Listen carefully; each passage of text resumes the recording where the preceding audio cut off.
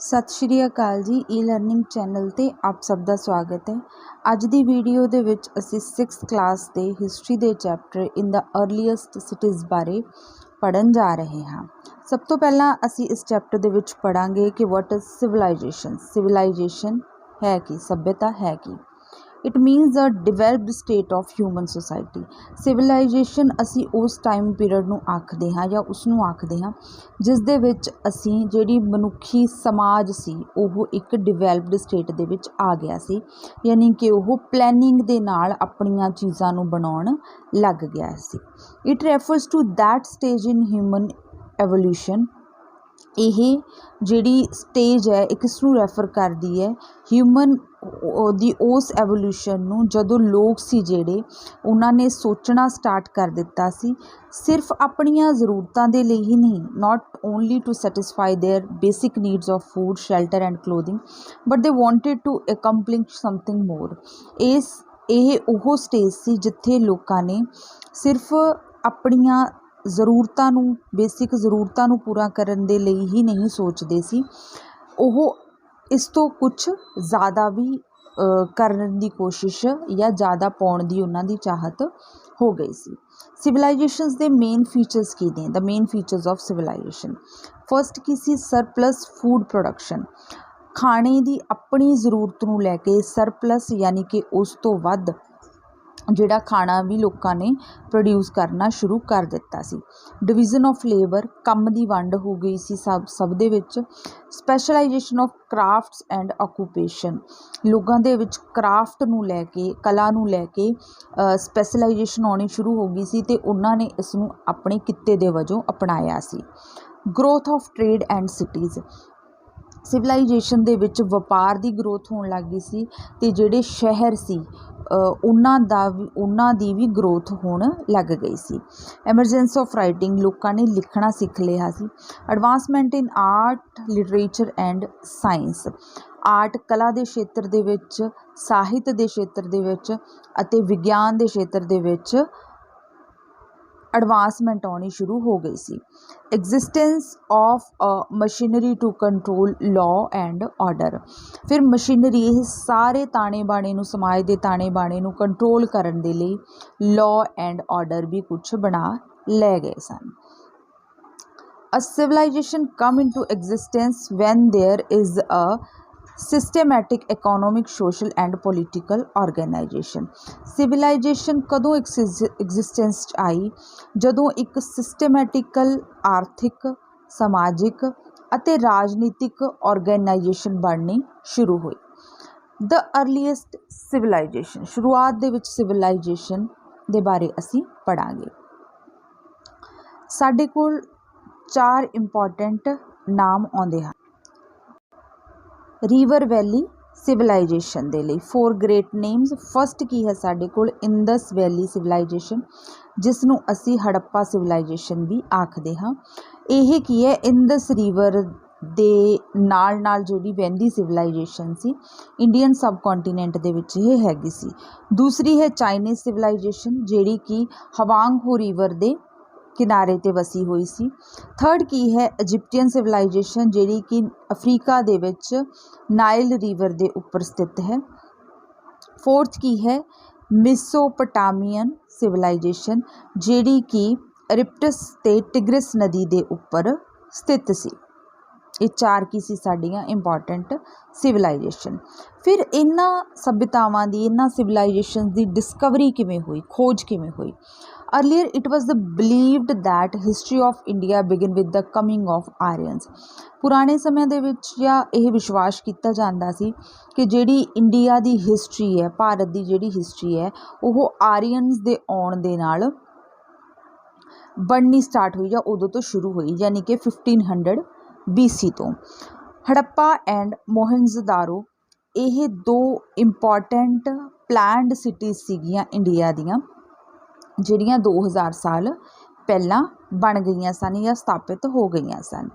ਇਨ 1921 ਰਾਏ ਬਹਾਦੁਰ ਦਇਆਰਾਮ ਸਾਹਨੀ, 1921 ਦੇ ਵਿੱਚ ਦਇਆਰਾਮ ਸਾਹਨੀ, ਇਹ ਇੱਕ ਇੰਡੀਅਨ ਐਸਟਰੋਲੋਜਿਸਟ ਸੀਗੇ, ਆਰਕੀਓਲੋਜਿਸਟ ਸੀਗੇ ਜਿਨ੍ਹਾਂ ਨੇ ਸਭ ਤੋਂ ਪਹਿਲਾਂ ਇਹਨਾਂ ਸਿਟੀਜ਼ ਦੀ ਹੋਂਦ ਦੇ ਬਾਰੇ ਖੋਜ ਦੇ ਦੌਰਾਨ ਜਾਂ ਖੁਦਾਈ ਦੇ ਦੌਰਾਨ ਪਤਾ ਕੀਤਾ।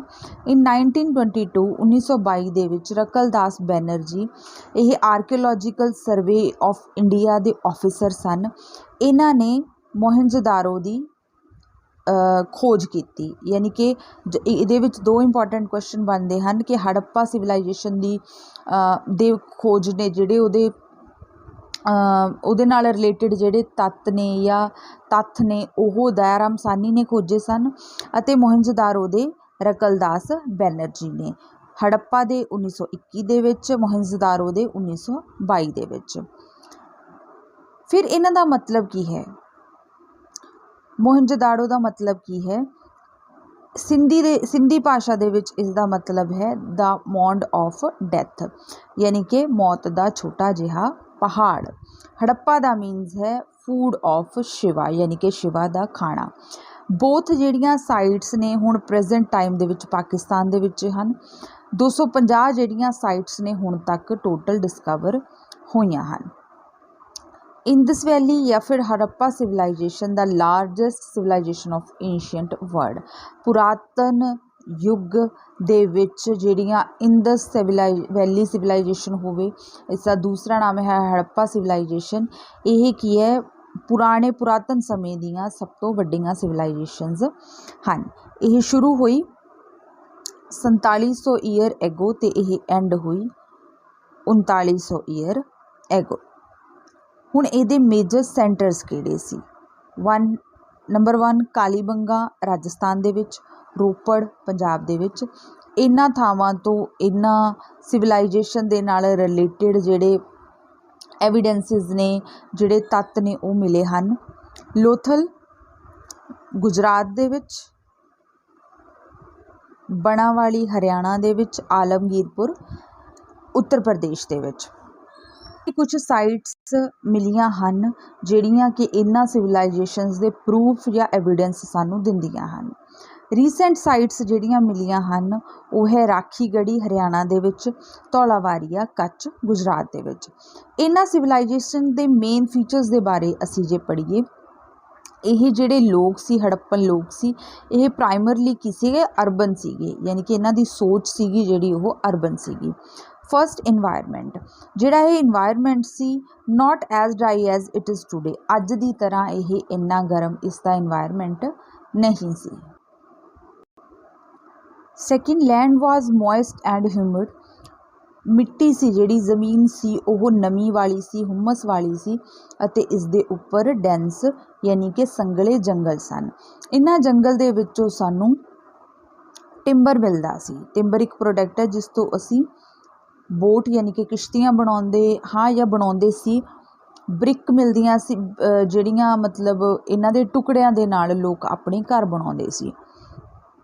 Tiger, elephants and dinosaur inhabited these forest, ਇਹਨਾਂ ਸੰਘਣੇ ਜੰਗਲਾਂ ਦੇ ਵਿੱਚ ਚੀਤੇ, ਹਾਥੀ ਅਤੇ ਡਾਇਨਾਸੌਰ ਵਰਗੇ ਜਾਨਵਰ ਰਹਿੰਦੇ ਸਨ।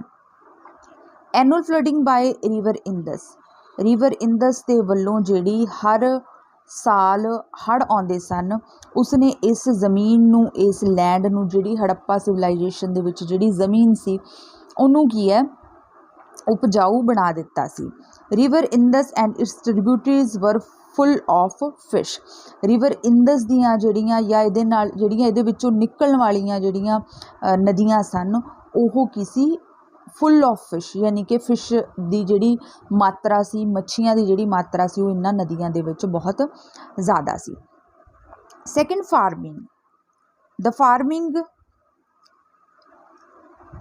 The farmers grew wheat, barley, pulses, peas, rice, sesame, linseed and mustard। ਜਿਹੜੇ ਲੋਕ ਉਦੋਂ ਖੇਤੀ ਕਰਦੇ ਸਨ, ਕਿਸਾਨ ਸਨ, ਉਹ ਕਣਕ, ਜਵਾਰ,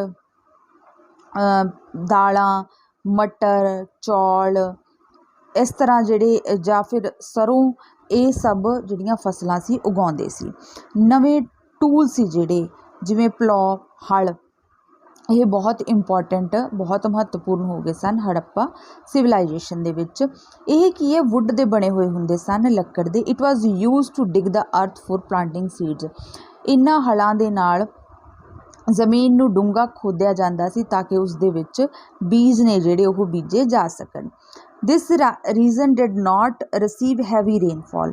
ਇਹ ਰੀਜਨ ਦੇ ਵਿੱਚ ਬਹੁਤ ਜ਼ਿਆਦਾ ਭਾਰੀ ਬਾਰਿਸ਼ ਨਹੀਂ ਹੁੰਦੀ ਸੀ।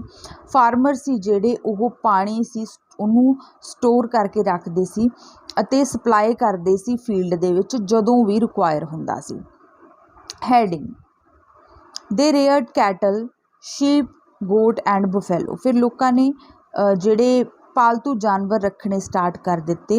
ਦੋ water and pastures were easily available but in dry season the herders with their animals moved in a search of grass and water. ਤਾਂ ਪਹਿਲਾਂ ਇਹ ਉੱਥੇ ਰਹਿੰਦੇ ਸਨ ਜਿੱਥੇ ਇਹਨਾਂ ਨੂੰ ਖਾਣਾ ਅਤੇ ਪਾਣੀ ਅਵੇਲੇਬਲ ਹੁੰਦਾ ਸੀ ਜਾਨਵਰਾਂ ਦੇ ਲਈ, ਪਰ ਜਦੋਂ ਡਰਾਈ ਸੀਜ਼ਨ ਆ ਜਾਂਦਾ ਸੀ ਜਿਸ ਸੀਜ਼ਨ ਦੇ ਵਿੱਚ ਪੂਰਾ ਪਾਣੀ ਨਹੀਂ ਮਿਲਦਾ ਸੀ ਤਾਂ ਇਹ ਇੱਕ ਜਗ੍ਹਾ ਤੋਂ ਦੂਸਰੀ ਜਗ੍ਹਾ ਮੂਵ ਕਰ ਜਾਂਦੇ ਸਨ। Then food, the farmers and herders live in a small villages. ਜਿਹੜੇ ਕਿਸਾਨ ਸੀ ਜਾਂ ਫਿਰ ਜਾਨਵਰਾਂ ਨੂੰ ਜਿਹੜੇ ਪਾਲਣ ਵਾਲੇ ਸੀ ਉਹ ਛੋਟੇ ਛੋਟੇ ਵਿਲੇਜਸ ਦੇ ਵਿੱਚ, ਛੋਟੇ ਛੋਟੇ ਪਿੰਡਾਂ ਦੇ ਵਿੱਚ ਰਹਿੰਦੇ ਸਨ। They supplied food to craft person, scribes and rulers in the cities. ਇਹ ਕੀ ਹੈ, ਖਾਣਾ ਪ੍ਰਦਾਨ ਕਰਦੇ ਸੀਗੇ ਜਿਹੜੇ ਕਰਾਫਟ ਪਰਸਨ ਸੀਗੇ ਜਾਂ ਫਿਰ ਸ਼ਹਿਰਾਂ ਦੇ ਵਿੱਚ ਜਿਹੜੇ ਰਹਿੰਦੇ ਲੋਕ ਸੀ। ਫੂਡ ਸੀ ਜਿਹੜੇ ਉਹਦੇ ਵਿੱਚ ਕੀ ਚੀਜ਼ਾਂ ਇਨਕਲੂਡ ਸੀ, ਗ੍ਰੇਨ ਯਾਨੀ ਕਿ ਅਨਾਜ, ਮਿਲਕ ਦੁੱਧ, meat, fish, egg and fruits. Farmer ਸੀ ਜਿਹੜੇ ਉਹ ਇਹਨਾਂ ਨੂੰ ਉਗਾਉਂਦੇ ਸੀ। ਹਾਰਡਰ ਸੀ ਜਿਹੜੇ ਆਪਣੇ ਐਨੀਮਲਸ ਦੇ ਨਾਲ, ਆਪਣੇ ਜਾਨਵਰਾਂ ਦੇ ਨਾਲ ਇਸ ਫੂਡ ਨੂੰ ਇੱਕ ਜਗ੍ਹਾ ਤੋਂ ਦੂਜੀ ਜਗ੍ਹਾ ਲਿਜਾਂਦੇ ਸਨ। ਕਲੋਥਿੰਗ, ਫਿਰ ਕੱਪੜੇ ਕਿਸ ਤਰ੍ਹਾਂ ਦੇ ਸਨ? ਮੇਡ ਆਫ ਕਾਟਨ ਜਾਂ ਵੂਲ, ਜਾਂ ਤਾਂ ਫਿਰ ਕਾਟਨ ਦੇ ਬਣੇ ਹੋਏ ਕੱਪੜੇ ਹੁੰਦੇ ਸਨ, ਸੂਤੀ ਕੱਪੜੇ ਹੁੰਦੇ ਸਨ, ਜਾਂ ਫਿਰ ਵੂਲ ਦੇ ਬਣੇ ਹੋਏ ਕੱਪੜੇ ਹੁੰਦੇ ਸਨ। Cotton was cultivated at Mehrgarh about 7000 year ਏਗੋ।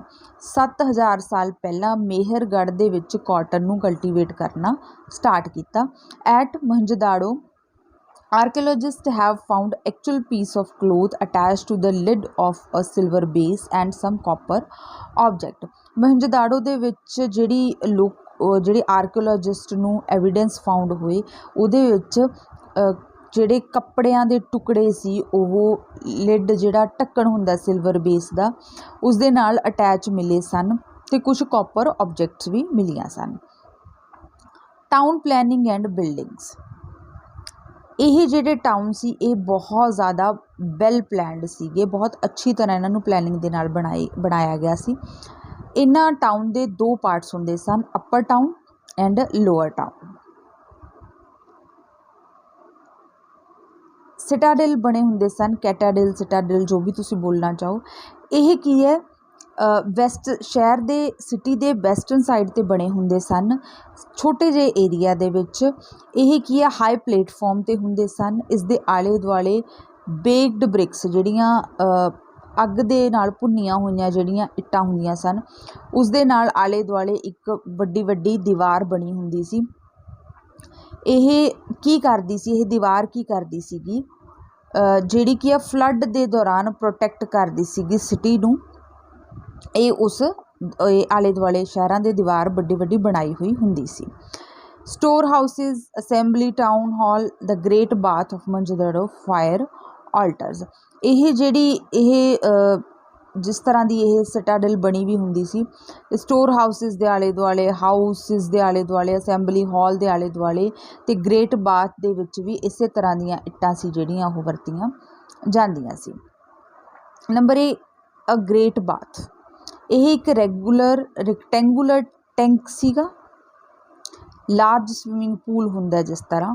ਇਸ ਦੀ ਜਿਹੜੀ ਲੈਂਥ ਸੀ ਉਹ 11.88 ਮੀਟਰ ਅਤੇ ਇਸ ਦੀ ਜਿਹੜੀ ਚੌੜਾਈ ਸੀ 7.01 ਮੀਟਰ ਅਤੇ ਇਸ ਦੀ ਜਿਹੜੀ ਡੂੰਘਾਈ ਸੀ 2.47 ਮੀਟਰ ਸੀ।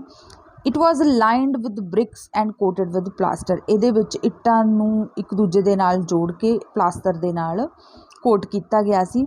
It was made water tight with a layer of natural tar. ਇਹਦੇ ਵਿੱਚ ਨੈਚੁਰਲ ਟਾਰ ਦੇ ਨਾਲ ਪਾਣੀ ਨੂੰ ਕਿ ਪਾਣੀ ਜਿਹੜੀ ਜ਼ਮੀਨ ਆ ਉਹ ਓਬਜ਼ਰਵ ਨਾ ਕਰੇ, ਇੱਕ ਟਾਰ ਦੇ ਨੈਚੁਰਲ ਟਾਰ ਦੇ ਨਾਲ ਇੱਕ ਲੇਅਰ ਬਣਾਈ ਹੁੰਦੀ ਸੀ। ਸਟੈਪਸ ਯਾਨੀ ਕਿ ਪੌੜੀਆਂ ਬਣੀਆਂ ਹੁੰਦੀਆਂ ਸੀ ਦੋਨੋਂ ਸਾਈਡ 'ਤੇ ਨੀਚੇ ਜਾਣ ਦੇ ਲਈ। Scholars generally agree that important people took bath in this tank on the special occasion. Scholars ਇਹ ਜਨਰਲੀ ਬਿਲੀਵ ਕਰਦੇ ਹਨ ਕਿ ਇਹ ਜਿਹੜੇ ਟੈਂਕ ਨੇ, ਬਾਥ ਟੈਂਕ ਨੇ, ਇਹਨਾਂ ਦੇ ਵਿੱਚ ਕਿਸੇ ਨਾ ਕਿਸੇ ਖਾਸ ਓਕੇਜ਼ਨ 'ਤੇ ਜਾਂ ਕਿਸੇ ਰਿਲੀਜੀਅਸ ਸੈਰੇਮਨੀ ਦੇ ਦੌਰਾਨ ਕੁਝ ਮਹੱਤਵਪੂਰਨ ਲੋਕ ਸੀ ਜਿਹੜੇ ਉਹ ਇਸ਼ਨਾਨ ਕਰਦੇ ਸਨ। ਬੀ ਸਟੋਰ ਹਾਊਸਿਸ ਔਰ ਗ੍ਰੇਨਰੀਜ਼, ਜਿੱਥੇ ਇਹ ਚੀਜ਼ਾਂ ਨੂੰ ਸਟੋਰ ਕਰਦੇ ਸਨ ਜਾਂ ਆਪਣੇ ਅਨਾਜ ਨੂੰ ਸਟੋਰ ਕਰਦੇ ਸਨ। Largest building found in Mohenjodaro is the granary. ਇੱਕ ਮੋਹਿੰਜੋਦਾੜੋ ਦੇ ਵਿੱਚ, ਸ਼ਹਿਰ ਦੇ ਵਿੱਚ ਇੱਕ ਬਹੁਤ ਵੱਡੀ ਬਿਲਡਿੰਗ ਬਣੀ ਹੈ ਜਿਸ ਨੂੰ ਗ੍ਰੇਨਰੀ ਮਤਲਬ ਫਾਊਂਡ ਕੀਤਾ ਕਿ ਇਹਦੇ ਵਿੱਚ ਲੋਕ ਸੀ ਜਿਹੜੇ ਉਹ ਗ੍ਰੇਨ ਨੂੰ ਸੰਭਾਲਦੇ ਸੀ।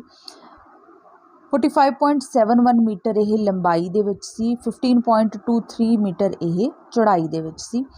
ਇਹਨੂੰ ਸਰਪਲਸ ਗ੍ਰੇਨ ਯਾਨੀ ਕਿ ਜਿਹੜਾ ਆਪਣੀਆਂ ਜ਼ਰੂਰਤਾਂ ਤੋਂ ਬਾਅਦ ਬਚਿਆ ਹੋਇਆ ਜਿਹੜਾ ਅਨਾਜ ਸੀ ਉਹਨੂੰ ਇਹ ਸਟੋਰ ਕਰਦੇ ਸੀ। ਗ੍ਰੇਨਰੀ ਦੇ ਨਜ਼ਦੀਕ ਸਰਕੂਲਰ ਯਾਨੀ ਕਿ ਗੋਲ ਆਕਾਰ ਇਸ ਤਰ੍ਹਾਂ ਇੱਟਾਂ ਦੇ ਬਣੇ ਹੋਏ ਪਲੇਟਫਾਰਮ ਵੀ ਫਾਊਂਡ ਹੋਏ ਨੇ। ਇਹਨੂੰ ਇਹ ਮਤਲਬ ਇੱਕ ਕਿਆਸ ਲਗਾਇਆ ਜਾ ਰਿਹਾ ਕਿ ਇਹਨਾਂ ਦੇ ਵਿੱਚ ਕੀ ਹੈ, ਲੋਕ ਸੀ ਜਿਹੜੇ ਉਹ ਥ੍ਰੈਸ਼ਿੰਗ ਕਰਦੇ ਸੀ, ਇਸ ਅਨਾਜ ਦੀ ਕੀ ਹੈ ਥ੍ਰੈਸ਼ਿੰਗ ਕਰਦੇ ਸਨ, ਯਾਨੀ ਕਿ ਇਸ ਨੂੰ ਛਿਲਕੇ ਤੋਂ ਅਲੱਗ ਕਰਦੇ ਸਨ। ਅਸੈਂਬਲੀ ਔਰ ਟਾਊਨ ਹਾਲ, ਇਸ ਦੇ ਵਿੱਚ ਫਿਰ ਟਾਊਨ ਹਾਲ ਜਾਂ ਅਸੈਂਬਲੀ ਦੇ ਨਾਮ ਨਾਲ ਇੱਕ ਹਾਲ ਬਣੇ ਹੋਏ ਸਨ। ਇਹਨਾਂ ਦਾ ਜਿਹੜਾ ਸੀ ਸਟਰਕਚਰ ਜੇ ਮੇਜ਼ਰਮੈਂਟ ਪੜ੍ਹੀਏ ਤਾਂ 69 ਮੀਟਰ ਇਹ ਲੰਬਾਈ ਦੇ ਵਿੱਚ ਸੀ, 23.4 ਮੀਟਰ ਇਹ ਚੌੜਾਈ ਦੇ ਵਿੱਚ ਸੀ। ਇਹਨਾਂ ਦੀ ਜਿਹੜੀ ਕੰਧ ਸੀ ਉਹ 1.5 ਮੀਟਰ ਮੋਟਾਈ ਦੇ ਵਿੱਚ ਸੀ। ਇਹ ਮਿਲੇ ਕਿੱਥੇ ਹਨ? ਮੋਹਿੰਜੋਦਾੜੋ ਦੇ ਵਿੱਚ। ਜਿਹੜੇ ਇਹ ਕਿਆਸ ਲਗਾਇਆ ਜਾ ਰਿਹਾ ਕਿ ਜਿਹੜੇ ਐਡਮਿਨਿਸਟ੍ਰੇਟਰ ਸੀਗੇ ਉਹ ਇਹਨਾਂ ਹਾਲਸ ਦੇ ਵਿੱਚ ਮੀਟਿੰਗ ਕਰਦੇ ਸਨ। ਡੀ ਫਾਇਰ ਆਲਟਰਸ, ਇਹ ਕਾਲੀਬੰਗਾ ਅਤੇ ਲੋਥਲ ਦੇ ਵਿੱਚ ਕੁਝ ਫਾਇਰ ਆਲਟਰ ਮਿਲੇ ਹਨ, ਜਿਸ ਤਰ੍ਹਾਂ ਸਾਡੇ ਅੱਗ ਮਚਾਉਂਦੇ ਹਾਂ ਜਿਨ੍ਹਾਂ ਦੇ ਵਿੱਚ ਆਪਾਂ। ਇੱਥੇ ਕੀ ਹੈ ਸੈਕਰੀਫਾਈਸਿਸ ਪਰਫੋਰਮਡ ਕੀਤੇ ਜਾਂਦੇ ਸਨ ਆਲਟਰਸ ਦੇ ਵਿੱਚ, ਕਿਸੇ ਵੀ ਤਰ੍ਹਾਂ, ਚਾਹੇ ਅੱਗ ਦੇ ਨਾਲ, ਚਾਹੇ ਬਲੀ ਦਿੰਦੇ ਸੀ ਲੋਕ, ਹੈ ਨਾ। ਤਾਂ ਅਸੀਂ ਫਿਲਮਾਂ ਦੇ ਵਿੱਚ ਦੇਖਦੇ ਹਾਂ ਉਹ ਕਿਵੇਂ ਦੀਆਂ ਜਗ੍ਹਾਵਾਂ ਬਣਾਈਆਂ ਵੀਆਂ ਹੁੰਦੀਆਂ ਹਨ। ਅਤੇ ਫਾਇਰ ਆਲਟਰਸ ਮਿਲੇ ਹਨ ਜਿੱਥੇ ਸੈਕਰੀਫਾਈਸਿਸ ਪਰਫੋਰਮ ਕੀਤੇ ਜਾਂਦੇ ਸਨ। ਫਿਰ ਆ ਗਿਆ ਲੋਅਰ ਟਾਊਨ, ਇਹ ਸਿਟੀ ਦਾ, ਸ਼ਹਿਰ ਦਾ ਈਸਟਰਨ ਪਾਰਟ ਸੀ। ਇਹ ਵੱਡੇ ਸਨ, ਲਾਰਜਰ ਸਨ, ਪਰ ਇਹਦੇ ਵਿੱਚ ਇਹ ਲੋਅਰ ਕਿਟਾਡਲ ਦੇ ਵਿੱਚ ਆਉਂਦੇ ਸਨ। ਇਹ ਸਾਰੇ ਕੀ ਸਨ? ਰੈਜ਼ੀਡੈਂਸ਼ੀਅਲ ਏਰੀਆ ਸਨ, ਕਾਮਨ ਲੋਕ, ਆਮ ਲੋਕ ਇੱਥੇ ਰਹਿੰਦੇ ਸਨ। ਇਹ ਵੀ ਹਾਈ ਵਾਲਸ, ਉੱਚੀਆਂ ਉੱਚੀਆਂ ਦੀਵਾਰਾਂ ਜਿਹੜੀਆਂ ਬੇਕਡ ਬ੍ਰਿਕਸ ਦੇ ਨਾਲ ਬਣੀਆਂ ਹੁੰਦੀਆਂ ਸਨ ਉਸ ਦੇ ਨਾਲ ਸਰਾਊਂਡਡ ਸੀ, ਜਿਹੜੇ ਕਿ ਉਹਨਾਂ ਨੂੰ ਫਲੱਡ ਤੋਂ ਪ੍ਰੋਟੈਕਟ ਕਰਦੇ ਸੀ। ਫਿਰ ਇਹਨਾਂ ਸਿਵਲਾਈਜੇਸ਼ਨ ਦੇ ਵਿੱਚ ਮਕਾਨ ਕਿਸ ਤਰ੍ਹਾਂ ਦੇ ਸੀ, ਲੋਕਾਂ ਦੇ ਘਰ ਕਿਸ ਤਰ੍ਹਾਂ ਦੇ ਸੀ? 1 ਔਰ 2 ਸਟੋਰੀ ਹਾਈ, 1 ਜਾਂ 2 ਸਟੋਰੀ ਹਾਈ ਯਾਨੀ ਕਿ 1 ਮੰਜ਼ਲਾ ਜਾਂ 2 ਮੰਜ਼ਲੇ ਘਰ ਸਨ। ਰੂਮ ਸੀ ਜਿਹੜੇ, ਕਮਰੇ ਸੀ ਜਿਹੜੇ ਉਹ ਕੋਰਟ ਯਾਰਡ ਯਾਨੀ ਕਿ ਬਰਾਂਡਿਆਂ ਦੇ ਵਿੱਚ ਬਣੇ ਹੁੰਦੇ ਸਨ, ਇੱਕ ਬਗਲੇ ਵੇ ਹੁੰਦੇ ਸਨ। The houses were separated by narrow but straight line, ਘਰ ਸੀ ਜਿਹੜੇ ਉਹ ਇੱਕ ਸਟ੍ਰੇਟ ਲਾਈਨ ਦੇ ਨਾਲ ਸੈਪਰੇਟ ਕੀਤੇ ਜਾਂਦੇ ਸਨ, ਉਹ ਬਹੁਤ ਥੋੜ੍ਹੀ ਜਗ੍ਹਾ ਹੁੰਦੀ ਸੀ, ਨੈਰੋ ਹੁੰਦੇ ਸੀ। ਇਹ ਕੀ ਹੈ ਬ੍ਰਿਕਸ ਦੇ ਨਾਲ ਬੇਕਡ ਹੁੰਦੇ ਸੀ, ਜਿਹੜੀਆਂ ਕਿ ਇੱਕੋ ਜਿਹੇ ਸਾਈਜ਼ ਦੀਆਂ ਹੁੰਦੀਆਂ ਸੀ ਅਤੇ ਗੁੱਡ ਕੁਆਲਿਟੀ ਦੀਆਂ ਹੁੰਦੀਆਂ ਸੀ। ਇਹਨਾਂ ਦੇ ਸੈਪਰੇਟ ਬਾਥਰੂਮ ਹੁੰਦੇ ਸੀ, ਕਿਚਨ ਹੁੰਦੇ ਸੀ ਅਤੇ ਆਪਣੇ ਆਪਣੇ ਖੂਹ ਹੁੰਦੇ ਸੀ। ਫਿਰ ਅਸੀਂ ਇਸ ਸਿਵਲਾਈਜੇਸ਼ਨ ਦੀ ਡਰੇਨੇਜ ਸਿਸਟਮ ਬਾਰੇ ਪੜ੍ਹਾਂਗੇ। ਡਰੇਨੇਜ ਕੀ ਹੈ? ਬਹੁਤ ਵੈਲ ਪਲੈਨਡ ਸੀ, ਇਹਦੇ ਲਈ ਬਹੁਤ ਜ਼ਿਆਦਾ ਅਟੈਂਸ਼ਨ ਪੇ ਕੀਤੀ ਜਾਂਦੀ ਸੀ ਸੈਨੀਟੇਸ਼ਨ ਅਤੇ ਕਲੀਨਲੀਨੈਸ ਦੇ ਲਈ। ਡਰੇਨੇਜ ਸਿਸਟਮ ਸੀ ਜਿਹੜਾ ਉਹ ਜੈਂਟਲ ਸਲੋਪ ਸੀ, ਯਾਨੀ ਕਿ ਥੋੜ੍ਹੀ ਜਿਹੀ ਢਲਾਣ ਵਾਲਾ ਸੀ। ਇਹਦੇ ਵਿੱਚ ਇੰਸਪੈਕਸ਼ਨ ਹੋਲ ਵੀ ਰੱਖੇ ਜਾਂਦੇ ਸਨ ਤਾਂ ਕਿ ਰੈਗੂਲਰ ਇੰਟਰਵਲ ਦੇ ਵਿੱਚ ਕਲੀਨਿੰਗ ਹੈ ਜਿਹੜੀ ਉਹਦਾ ਧਿਆਨ ਰੱਖਿਆ ਜਾਵੇ, ਚੈੱਕ ਕੀਤਾ ਜਾਵੇ ਜੇ ਕਿਤੇ ਵੀ ਕੋਈ ਪ੍ਰੋਬਲਮ ਆਉਂਦੀ ਹੈ। ਫਿਰ ਇਸ ਸਿਵਲਾਈਜੇਸ਼ਨ ਦੇ ਵਿੱਚ ਗਲੀਆਂ ਕਿਸ ਤਰ੍ਹਾਂ ਦੀਆਂ ਸਨ? In Mohenjodaro the main street was over 800 meter long and 10 meter wide. Mohenjodaro ਦੇ ਵਿੱਚ ਜਿਹੜੀ ਮੇਨ ਸਟਰੀਟ ਸੀ ਯਾਨੀ ਕਿ ਮੁੱਖ ਗਲੀ ਸੀਗੀ ਉਹ 800 ਮੀਟਰ ਲੰਬੀ ਅਤੇ 10 ਮੀਟਰ ਚੌੜਾਈ ਸੀਗੀ ਉਸਦੀ। ਸਟਰੀਟ ਕੱਟ each other at right angle, ਜਿਹੜੀਆਂ ਸਾਰੀਆਂ ਗਲੀਆਂ ਸੀ ਉਹ ਇੱਕ ਦੂਜੇ ਨੂੰ 90 ਡਿਗਰੀ ਦੇ ਕੋਣ 'ਤੇ ਕੱਟਦੀਆਂ ਸਨ। ਹਾਊਸਿਸ ਵਰ made on both side of street, गली दे दोनों साइड ते की है घर बने हुए सन। लाइफ इन द सिटीज़, हुण इन्हां शहरां दे विच जीवन किस तरह दा सी। Harappan civilization included several social groups such as rulers, craft persons, scribes, merchants, traders and manual labour. इन्हां सिविलाइजेशन दे विच हर काम करन वाला अलग अलग ऑक्यूपेशन दे लोग रहिंदे सन। रूलर यानी कि राज करन वाले, मर्चेंट्स व्यापारी, ट्रेडर्स ते होर मैनुअल जिहड़ी लेबर सीगी। रूलर्स की करदे सीगे, ਇਹ ਕੰਸਟਰਕਸ਼ਨ ਜਿਹੜੀਆਂ ਸਪੈਸ਼ਲ ਬਿਲਡਿੰਗ ਦੀ ਕੰਸਟਰਕਸ਼ਨ ਹੁੰਦੀ ਸੀ ਸਿਟੀ ਦੇ ਵਿੱਚ ਉਹਨੂੰ ਪਲਾਨ ਕਰਦੇ ਸੀ। ਲੋਕਾਂ ਨੂੰ ਭੇਜਦੇ ਸੀਗੇ ਅਲੱਗ-ਅਲੱਗ ਦੂਰ ਪਲੇਸਿਸ ਦੇ ਉੱਪਰ, ਜਿਹੜੇ ਕੀ ਹੈ ਮੈਟਲ ਲੈ ਕੇ ਆਉਂਦੇ ਸੀ, ਹੋਰ ਕੀਮਤੀ ਪੱਥਰ ਲੈ ਕੇ ਆਉਂਦੇ ਸੀ, ਬੀਡਸ ਲੈ ਕੇ ਆਉਂਦੇ ਸੀ ਅਤੇ ਹੋਰ ਇੰਪੋਰਟੈਂਟ ਚੀਜ਼ਾਂ ਲੈ ਕੇ ਆਉਂਦੇ ਸੀ। ਕਰਾਫਟ ਪਰਸਨ ਹੁੰਦੇ ਸੀ, ਇਹਦੇ ਵਿੱਚ ਮੈਨ ਵੂਮੈਨ ਦੋਨੋਂ ਜਿਹੜੇ ਕਰਾਫਟ ਯਾਨੀ ਕਿ ਮੀਨਾਕਾਰੀ ਕਰਦੇ ਸੀ। ਇਹ ਕੀ ਹੈ ਅਲੱਗ ਅਲੱਗ ਤਰ੍ਹਾਂ ਦੀਆਂ ਚੀਜ਼ਾਂ ਬਣਾਉਂਦੇ ਸੀਗੀਆਂ ਆਪਣੇ ਘਰ ਦੇ ਲਈ ਵੀ ਅਤੇ ਇਹਨਾਂ ਦੀਆਂ ਸਪੈਸ਼ਲ ਵਰਕਸ਼ਾਪਸ ਦੇ ਲਈ ਵੀ। ਦੈਨ ਸਕ੍ਰਾਈਬਸ, ਇਹ ਜਾਣਦੇ ਸੀ ਕਿ ਲਿਖਣਾ ਕਿਸ ਤਰ੍ਹਾਂ, ਇਹ ਲਿਖਣਾ ਜਾਣਦੇ ਸਨ। They helped in preparing the seals and perhaps wrote. ਇਹ ਕੀ ਹੈ ਜਿਹੜੀਆਂ ਸੀਲਸ ਵਗੈਰਾ ਬਣਦੀਆਂ ਸੀ ਰਾਜੇ ਦੇ ਸੰਦੇਸ਼ਾਂ ਦੀਆਂ ਜਾਂ ਉਹਦੇ ਵਿੱਚ ਕੀ ਲਿਖਣਾ ਹੈ, ਇਹ ਉਹਨਾਂ ਚੀਜ਼ਾਂ ਦਾ ਧਿਆਨ ਰੱਖਦੇ ਸਨ। ਦੈਨ ਆ ਗਏ ਮਰਚੈਂਟਸ ਐਂਡ ਟਰੇਡਰਸ। ਇਹ ਟਰੇਡਿੰਗ ਦੇ ਵਿੱਚ ਵਿਅਸਤ ਰਹਿੰਦੇ ਸਨ। ਇੱਕ ਜਗ੍ਹਾ ਤੋਂ ਦੂਸਰੀ ਜਗ੍ਹਾ ਗੁੱਡਸ ਸੀ ਜਿਹੜੇ ਵਸਤੂਆਂ ਸੀ ਉਹਨਾਂ ਦਾ ਆਦਾਨ ਪ੍ਰਦਾਨ ਕਰਦੇ ਸਨ। ਨਿਊ ਕਰਾਫਟ ਇਨ ਦਾ ਸਿਟੀ, ਨਵਾਂ ਜਿਹੜੀ ਮੀਨਾਕਾਰੀ ਸੀ ਸ਼ਹਿਰ ਦੇ ਵਿੱਚ, ਉਹਦੇ ਵਿੱਚ ਕੀ ਸੀਗਾ, ਲੋਕਾਂ ਨੇ ਪੱਥਰਾਂ ਤੋਂ ਚੀਜ਼ਾਂ ਬਣਾਉਣੀਆਂ ਸ਼ੁਰੂ ਕਰ ਦਿੱਤੀਆਂ ਸੀ, ਸ਼ੈੱਲ ਤੋਂ, ਅਲੱਗ ਅਲੱਗ ਧਾਤਾਂ ਤੋਂ। ਅਤੇ ਉਹਦੇ ਵਿੱਚ ਕੀ ਹੈ ਕੀ ਇਨਕਲੂਡ ਸੀ, copper, bronze, gold and silver. In search of raw material, ਕੱਚੇ ਮਾਲ ਦੀ ਭਾਲ ਦੇ ਵਿੱਚ। ਰॉ ਮਟੀਰੀਅਲ ਕੀ ਹੁੰਦਾ ਹੈ, ਸਬਸਟਾਂਸ ਹੁੰਦਾ ਹੈ ਜਿਹੜਾ ਕਿ ਸਾਨੂੰ ਕੁਦਰਤੀ ਤੌਰ 'ਤੇ ਮਿਲਦਾ ਹੈ, ਜਿਸ ਤਰ੍ਹਾਂ ਲੱਕੜ, ਮੈਟਲ ਅਤੇ ਜਿਹੜਾ ਫਾਰਮਰਸ ਦੇ ਵੱਲੋਂ ਪ੍ਰੋਡਿਊਸ ਕੀਤਾ ਜਾਂਦਾ ਹੈ। ਅਤੇ ਇਹਨਾਂ ਰॉ ਮਟੀਰੀਅਲਸ ਨੂੰ ਯੂਜ਼ ਕਰਕੇ ਅਸੀਂ ਇਸਦਾ ਫਾਈਨਲ ਪ੍ਰੋਡਕਟ ਜਦੋਂ ਬਣਾਉਂਦੇ ਹਾਂ, ਫਿਨਿਸ਼ਡ ਗੁੱਡ ਜਦੋਂ ਬਣਾਉਂਦੇ ਹਾਂ, ਜਿਸ ਤਰ੍ਹਾਂ ਕਾਟਨ ਜੋ ਹੈ ਉਹ ਰॉ ਮਟੀਰੀਅਲ ਹੈ, ਇਸ ਤੋਂ ਅਸੀਂ ਕਲੋਥ ਬਣਾਇਆ ਜੋ ਕਿ ਫਾਈਨਲ ਯੂਜ਼ ਲਈ ਅਸੀਂ ਵਰਤਦੇ ਹਾਂ। ਬ੍ਰਿੰਗ ਮੈਨੀ ਟਾਈਮ ਸੱਚ ਐਜ਼ ਕਾਪਰ, ਟਿਨ, ਬਹੁਤ ਬਾਰ ਜਿਹੜਾ ਕਾਪਰ ਹੈ, ਟਿਨ, ਗੋਲਡ, ਸਿਲਵਰ ਅਤੇ ਹੋਰ ਪ੍ਰੀਸ਼ੀਅਸ ਸਟੋਨ ਸੀ ਜਿਹੜੇ ਦੂਰ ਦੀਆਂ ਜਿਹੜੀਆਂ ਥਾਵਾਂ ਤੋਂ ਇਹਨਾਂ ਸ਼ਹਿਰਾਂ ਦੇ ਵਿੱਚ ਲਿਆਂਦੇ ਗਏ।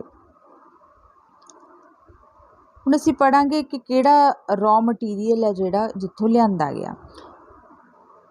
ਕਾਪਰ ਰਾਜਸਥਾਨ ਅਤੇ ਓਮਾਨ ਤੋਂ ਲਿਆਂਦਾ ਗਿਆ, ਟਿਨ ਅਫਗਾਨਿਸਤਾਨ ਅਤੇ ਈਰਾਨ ਤੋਂ, ਗੋਲਡ ਕਰਨਾਟਕਾ ਤੋਂ, ਪ੍ਰੀਸ਼ੀਅਸ ਸਟੋਨ ਗੁਜਰਾਤ, ਈਰਾਨ ਅਤੇ ਅਫਗਾਨਿਸਤਾਨ ਤੋਂ।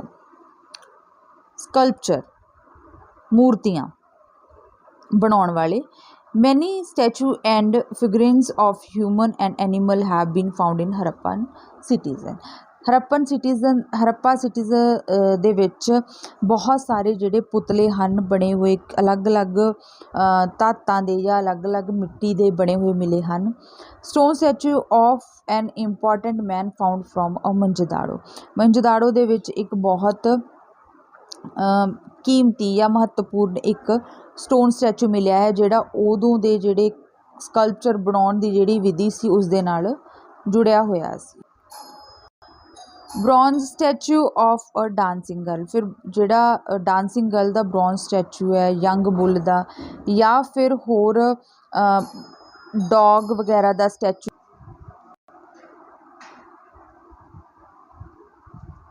ਦੈਨ ਟੂਲ ਮੇਕਿੰਗ, ਹੜੱਪਨ ਜਿਹੜੇ ਲੋਕ ਸੀਗੇ ਉਹ ਟੂਲ ਮੇਕਿੰਗ ਦੇ ਵਿੱਚ ਜਾਂ ਫਿਰ ਹਥਿਆਰ ਬਣਾਉਣ ਦੇ ਲਈ ਕਾਪਰ ਜਾਂ ਬ੍ਰੌਂਜ ਦੀ ਵਰਤੋਂ ਕੀਤੀ ਜਾਂਦੀ ਸੀ। ਟੂਲਸ ਸੀ ਜਿਹੜੇ, ਇਸ ਦੇ ਵਿੱਚ ਕੀ ਇਨਕਲੂਡ ਸੀ, ਐਕਸਿਸ, ਨਾਈਫ, ਸਪੀਅਰਸ, ਫਿਸ਼ ਜਾਂ ਫਿਰ ਹੁਕਸ। ਫਿਸ਼ ਹੁਕਸ ਜਿਹੜੀਆਂ ਮੱਛੀਆਂ ਨੂੰ ਫੜਨ ਵਾਲੀਆਂ ਹੁਕਸ ਬਣਦੀਆਂ ਸੀ। ਦੈਨ ਆਰਨਾਮੈਂਟਸ ਮਤਲਬ ਗਹਿਣੇ। The Harappan used gold, silver, copper, bronze, shell and faience to make ornaments. ਜਿਹੜੇ ਹੜੱਪਨ ਲੋਕ ਸੀ ਉਹ ਅਲੱਗ ਅਲੱਗ ਧਾਤਾਂ ਦੀ ਵਰਤੋਂ ਕਰਕੇ ਗਹਿਣੇ ਬਣਾਉਂਦੇ ਸਨ, ਜਿਸ ਤਰ੍ਹਾਂ ਸੋਨਾ, ਚਾਂਦੀ, ਹੋਰ ਵੀ ਜਿਹੜੀਆਂ ਧਾਤਾਂ ਨੇਗੀਆਂ ਉਹਨਾਂ ਦੀ ਵਰਤੋਂ ਇਸ ਦੇ ਲਈ ਕੀਤੀ ਜਾਂਦੀ ਸੀ। बोथ मैन और women were fond of ornaments. दोनों ही मर्द चाहे औरतां अलग अलग गहणिਆਂ ਦੇ ਕੀ ਹੈ ਸ਼ੌਕੀਨ ਸਨ, जिस तरह rings, bangles, necklace, beads, armlets, bracelets and earrings. Weight and measures. ਹੁਣ ਇਹ ਲੋਕ ਜਿਹੜਾ ਤੋਲ ਕਿਸ ਤਰ੍ਹਾਂ ਕਰਦੇ ਸੀ? ਸਭ ਤੋਂ ਪਹਿਲਾਂ ਪੋਟਰੀ ਪਰਸਨ ਸੀ ਜਿਹੜੇ ਉਹ ਸਕਿੱਲ ਪੋਟਰਸ ਸਨ, ਮਤਲਬ ਬਹੁਤ ਅੱਛੇ। ਜਿਹੜੀ ਪੋਟਰੀ ਹੁੰਦੀ ਸੀ ਯਾਨੀ ਕਿ ਮਿੱਟੀ ਦੇ ਭਾਂਡੇ, ਉਹ ਅਲੱਗ-ਅਲੱਗ ਸ਼ੇਪ ਅਤੇ ਅਲੱਗ-ਅਲੱਗ ਸਾਈਜ਼ ਦੇ ਵਿੱਚ ਬਣੇ ਹੁੰਦੇ ਸਨ ਅਤੇ ਇਹ ਪੋਟਰ ਵੀਲ ਦੇ ਉੱਪਰ ਜਿਹੜਾ ਚੱਕ ਹੁੰਦਾ, ਜਿਸ ਨੂੰ ਅਸੀਂ ਚੱਕ ਬੋਲਦੇ ਹਾਂ, ਜਿਸ ਦੇ ਉੱਪਰ ਮਿੱਟੀ ਦੇ ਭਾਂਡਿਆਂ ਨੂੰ ਆਕਾਰ ਦਿੱਤਾ ਜਾਂਦਾ ਹੈ, ਉਸ ਦੇ ਉੱਪਰ ਬਣਾਏ ਜਾਂਦੇ ਸਨ। Copper, bronze, gold and silver were ਵੀ ਯੂਜ਼ਡ ਮੇਕ ਵੈਸਲਸ। ਅਲੱਗ-ਅਲੱਗ ਬਰਤਨ ਬਣਾਉਣ ਦੇ ਲਈ ਬਹੁਤ ਸਾਰੀਆਂ ਜਿਹੜੀਆਂ ਧਾਤਾਂ ਨੇ ਉਹਨਾਂ ਦੀ ਵਰਤੋਂ ਕੀਤੀ ਜਾਂਦੀ ਸੀ। ਸੀਲਸ, ਬਹੁਤ ਵੱਡੀ ਮਾਤਰਾ ਦੇ ਵਿੱਚ ਸੀਲਸ ਮਿਲੀਆਂ ਹਨ, ਜਿਹੜੀਆਂ ਹੜੱਪਾ ਦੇ ਵਿੱਚ ਸਟੋਨ ਦੀਆਂ ਬਣੀਆਂ ਹੁੰਦੀਆਂ ਸਨ। ਟੈਰਾਕੋਟਾ ਅਤੇ ਕਾਪਰ ਦੀ ਜਿਹੜੀ ਵਰਤੋਂ ਕੀਤੀ ਜਾਂਦੀ ਸੀ ਇਹਨਾਂ ਸੀਲਸ ਨੂੰ ਬਣਾਉਣ ਦੇ ਲਈ। ਰੈਕਟੈਂਗੂਲਰ ਇਹ ਸ਼ੇਪ ਦੇ ਵਿੱਚ ਹੁੰਦੀਆਂ ਸਨ, ਜਿਹਦੇ ਉੱਪਰ ਐਨੀਮਲ ਕਾਵਡ ਕੀਤੇ ਜਾਂਦੇ ਸਨ। ਸੀਲਸ ਮਤਲਬ ਜਿਹੜੇ ਸੰਦੇਸ਼ਾਂ ਵਗੈਰਾ ਦੇ ਉੱਪਰ ਲਗਾਏ ਜਾਂਦੇ ਸਨ। Spinning and weaving. Archaeologist have found spindle whorl. ਇਹ ਕੀ ਹੁੰਦਾ, ਜਿਸ ਦੇ ਨਾਲ ਅਸੀਂ, ਜਿਸ ਤਰ੍ਹਾਂ ਚਰਖਾ ਹੁੰਦਾ ਹੈ ਜਿਸ 'ਤੇ ਜਿਹੜਾ ਕੱਪੜਾ ਕੱਤਿਆ ਜਾਂਦਾ ਹੈ, made of terracotta and fence that ਵਰ ਯੂਜ਼ਡ ਟੂ ਸਪਿਨ ਥਰੈਡ। ਇਹ ਥਰੈਡ ਨੂੰ ਸਪਿਨ ਕਰਨ ਦੇ ਲਈ ਵਰਤਿਆ ਜਾਂਦਾ ਸੀ। ਮਹੰਜੋਦਾੜੋ ਦੇ ਵਿੱਚ ਇੱਕ ਐਕਚੁਅਲ ਪੀਸ ਆਫ ਕਲੋਥ ਮਿਲਿਆ ਹੈ, ਜਿਹੜਾ ਸਿਲਵਰ ਬੇਸ ਦੇ ਉੱਪਰ ਬੰਦ ਲਿਡ ਦੇ ਨਾਲ ਬੰਨਿਆ ਹੋਇਆ ਸੀ ਅਤੇ ਬਹੁਤ ਸਾਰੀਆਂ ਜਿਹੜੀਆਂ ਕਾਪਰ ਆਬਜੈਕਟਸ ਵੀ ਮਿਲੀਆਂ ਹਨ। ਹੁਣ ਇਸ ਸਮੇਂ ਦੇ ਵਿੱਚ ਟੋਏ ਮੇਕਿੰਗ ਯਾਨੀ ਕਿ ਖਿਡੌਣੇ ਕਿਸ ਤਰ੍ਹਾਂ ਬਣਾਏ ਜਾਂਦੇ ਸਨ। ਟੋਏ ਕਾਰਟ ਮਿਲੇ ਹਨ, ਪਲੋ ਮਿਲੇ ਹਨ, ਹਲ, ਕਲੇ ਮਾਡਲ ਮਿਲੇ ਹਨ ਪੰਛੀਆਂ ਦੇ ਅਤੇ ਜਾਨਵਰਾਂ ਦੇ। ਇਹ ਅਜ਼ਿਊਮ ਕੀਤਾ ਜਾਂਦਾ ਹੈ ਕਿ ਜਿਹੜੇ ਹੜੱਪਾ ਸਿਵਲਾਈਜੇਸ਼ਨ ਦੇ ਵਿੱਚ ਬੱਚੇ ਸੀ ਉਹ ਇਹਨਾਂ ਖਿਡੌਣਿਆਂ ਦੇ ਨਾਲ ਖੇਡਦੇ ਸਨ। Art of writing. ਇਹਨਾਂ ਦੇ ਲੋਕਾਂ ਦੇ ਵਿੱਚ ਲਿਖਣ ਦੀ ਕਲਾ ਵੀ ਸੀ। ਬਹੁਤ ਸਾਰੇ ਲੋਕ ਹੜੱਪਾ ਸਿਵਲਾਈਜੇਸ਼ਨ ਦੇ ਵਿੱਚ ਐਸੇ ਸਨ ਜਿਨ੍ਹਾਂ ਨੂੰ ਲਿਖਣਾ ਆਉਂਦਾ ਸੀ। Script is ਪਿਕਟੋਗ੍ਰਾਫਿਕ। ਇਸ ਸਕ੍ਰਿਪਟ ਨੂੰ, ਜਿਸ ਲਿਪੀ ਦੇ ਵਿੱਚ ਲਿਖਦੇ ਸਨ, ਉਸ ਨੂੰ ਪਿਕਟੋਗ੍ਰਾਫਿਕ ਕਿਹਾ ਜਾਂਦਾ ਹੈ। ਉਹਦੇ ਵਿੱਚ ਕੀ ਹੈ, ਪਿਕਚਰਸ ਦੇ ਨਾਲ ਜਿਹੜੀਆਂ, ਸਿੰਬਲਸ ਦੇ ਨਾਲ ਜਿਹੜੀਆਂ ਚੀਜ਼ਾਂ ਨੇ, ਸ਼ਬਦਾਂ ਅਤੇ ਜਿਹੜੀ ਆਵਾਜ਼ਾਂ ਦੇ ਨਾਲ ਉਹਨਾਂ ਨੂੰ ਰੀਪ੍ਰਜੈਂਟ ਕੀਤਾ ਜਾਂਦਾ ਸੀ। The writing is from right to left. ਇਹ ਜਿਹੜੀ ਰਾਈਟਿੰਗ ਸੀ ਰਾਈਟ ਟੂ ਲੈਫਟ ਲਿਖੀ ਜਾਂਦੀ ਸੀ। ਰਿਲੀਜਨ, ਧਰਮ। ਹੜੱਪਨ ਜਿਹੜੇ ਲੋਕ ਸੀਗੇ ਇਹ ਸ਼ਾਰਟ ਆਫ ਇਮੇਜ ਵਰਸ਼ਿਪ। ਇਹਨਾਂ ਦੇ ਦਿਮਾਗਾਂ ਦੇ ਵਿੱਚ ਜੋ ਇਮੇਜਿਸ ਬਣੀਆਂ ਹੋਈਆਂ ਸਨ, ਆਕਾਰ ਬਣੀਆਂ ਹੋਈਆਂ ਸਨ, ਇਹ ਉਹਨਾਂ ਨੂੰ ਪੂਜਦੇ ਸਨ। ਵਰਸ਼ਿਪਡ ਦਾ ਮਦਰ ਗੋਡੈਸ ਹੂ ਰਿਪ੍ਰਜੈਂਟ ਫਰਟੀਲਿਟੀ। ਉਪਜ ਨੂੰ ਜਿਹੜੀ ਇਹਨਾਂ ਦੀ ਮਾਨਤਾ ਸੀ ਕਿ ਜਿਹੜੀਆਂ ਸਾਡੀਆਂ ਫਸਲਾਂ ਉੱਗਦੀਆਂ ਹਨ, ਇਹਨਾਂ ਦੀ ਕੋਈ ਦੇਵੀ ਦੇਵਤਾ ਦਾ ਇਸ ਦੇ ਉੱਪਰ ਵਰ ਹੈ ਸਾਨੂੰ, ਉਸ ਨੂੰ ਵੀ ਵਰਸ਼ਿਪ ਕਰਦੇ ਸਨ। ਦ 3 headed figure of a male god in a yogic posture surrounded by animals is considered to be the forerunner of Lord Shiva or ਪਸ਼ੂਪਤੀ। ਤਾਂ ਇਹਦੇ ਵਿੱਚੋਂ ਇੱਕ ਜਿਹੜੇ ਐਵੀਡੈਂਸ ਮਿਲੇ ਹਨ, ਉਹਨਾਂ ਦੇ ਵਿੱਚ 3 ਸਿਰਾਂ ਵਾਲੀ ਇੱਕ ਗੋਡ ਦੀ ਜਿਹੜੀ ਉਹ ਮਿਲੀ ਹੈ, ਫਿਗਰ ਮਿਲੀ ਹੈ, ਇੱਕ ਯੋਗਿਕ ਪੋਸਚਰ ਦੇ ਵਿੱਚ, ਜਿਸ ਦੇ ਆਲੇ ਦੁਆਲੇ ਜਾਨਵਰ ਹਨ। ਇਸ ਨੂੰ ਕੀ ਹੈ, ਲਾਰਡ ਸ਼ਿਵਾ ਔਰ ਪਸ਼ੂਪਤੀ। ਇਹ ਇੱਕ ਅੰਦਾਜ਼ਾ ਲਗਾਇਆ ਜਾ ਰਿਹਾ ਕਿ ਜਾਂ ਲਾਰਡ ਸ਼ਿਵਾ ਨੂੰ ਬਿਲੀਵ ਕਰਦੇ ਸੀ ਜਾਂ ਫਿਰ ਪਸ਼ੂਪਤੀ ਨੂੰ। They also worshipped the humped bull, the dove and the peepal tree. ਇਹ ਹੰਪਡ ਬੁੱਲ ਦੀ, ਡਵ ਦੀ ਅਤੇ ਪਿੱਪਲ ਦੇ ਦਰਖਤ ਦੀ ਇਹ ਕੀ ਹੈ, ਪੂਜਾ ਕਰਦੇ ਸੀ। The end of Harappa civilisation. ਹੁਣ ਹੜੱਪਾ ਸਿਵਲਾਈਜੇਸ਼ਨ ਦਾ ਐਂਡ ਕਿਵੇਂ ਹੋਇਆ? ਜਿਹੜੀ ਇਹ ਸਿਵਲਾਈਜੇਸ਼ਨ ਸੀ ਇਹ 39 ਈਅਰ ਐਗੋ ਪਹਿਲਾਂ, ਯਾਨੀ ਕਿ 3900 ਸਾਲ ਪਹਿਲਾਂ ਸੀ ਜਿਹੜੀ ਇਹ ਐਂਡ ਹੋ ਗਈ ਸੀ। Site in Sindh and west Punjab were abandoned. ਇਸ ਦੇ ਜਿਹੜੇ ਨਿਸ਼ਾਨ ਹਨ ਸਿੰਧ ਦੇ ਵਿੱਚ ਅਤੇ ਵੈਸਟ ਪੰਜਾਬ ਦੇ ਵਿੱਚ ਮਿਲਦੇ ਹਨ। Many people moved into newer and smaller settlement. ਇੱਥੋਂ ਜਿਹੜੇ ਲੋਕ ਸੀ ਉਹ ਨਵੀਆਂ, ਛੋਟੀਆਂ ਅਤੇ ਵੱਡੀਆਂ ਸੈਟਲਮੈਂਟਸ ਦੇ ਵਿੱਚ ਉਹਨਾਂ ਨੇ जाके रहना शुरू कर दिता सी, जिहड़ियां कि ईस्ट अते साउथ दे विच सन। इस माइग्रेशन का रीज़न की सी? सब तो पहला इसका रीज़न सीगा कुछ स्कॉलर्स ने जिहड़ा सुजैसट किया कि रिवर के आले दुआले जिहड़ियां तुसीं रहना स्टार्ट कर दो। कुछ एरियाज़ दे विच फ्लड आ गया सी। डिफोरेस्टेशन जंगलों नूं कट्टना वड्डी मात्रा दे विच शुरू कर दिता सी। फ्यूल की रिक्वायरमेंट नूं पूरा करन दे लई, बालन की रिक्वायरमेंट नूं पूरा करन दे लई, ब्रिक्स यानी कि इट्टां बनाउण दे लई या फिर समैल्टिंग कॉपर ओर दे लई, इस नूं की है कॉपर और नूं की है पिघलाउण दे लई यह की है डिफोरेस्टेशन करनी स्टार्ट कर दित्ती सी। कैटल्स दे वल्लों जिहड़ी ग्रेजिंग कीती जांदी सी उहदे नाल जिहड़े घाह दे नाल भरे हुए मैदान सी वो खाली होने शुरू हो गए सन। जिहड़ा वेस्ट डिस्पोजल सीगा पानी दे विच डेगण नाल, क्योंकि पानी रिवर वाटर सी जिहड़ा ये ओनली सोर्स ऑफ वाटर सीगा, इस दे नाल की है ये पोल्यूशन होना स्टार्ट हो गया सी। फिर इस दे नाल कुछ रिलेटिड असीं साइट्स बारे पढ़ते हाँ। धौलावीरा ये सब कॉन्टीनेंट दे विच है। यह सिटी की है, ਇਹਦਾ फ्रैश वाटर सी, ताज़ा पानी आउंदा सी इत्थे ते इसदी लैंड सी जिहड़ी ओह फर्टाइल सीगी। ਇਹ लोकेट करदी है खदीर ब्यात दे विच जिहड़ी कि रन ऑफ कच्छ दे विच है।